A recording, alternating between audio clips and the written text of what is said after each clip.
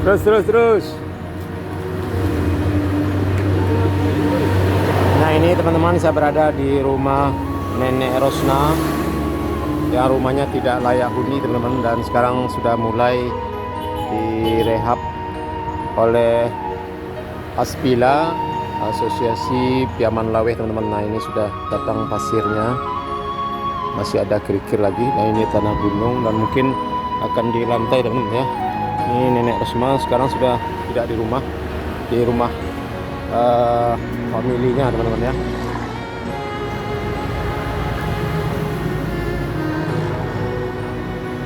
Nah ini kondisi di dalam rumah teman-teman.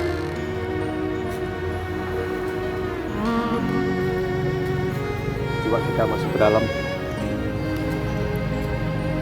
Nah ini sudah diganti, sengnya sudah diganti baru teman-teman ya, dan ini akan diloteng juga, akan diplester.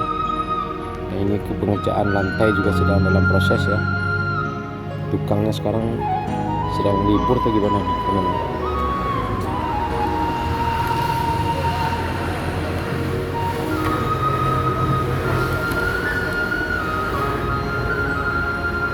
Tukangnya libur dah. Oh libur gini. Oh iya dah.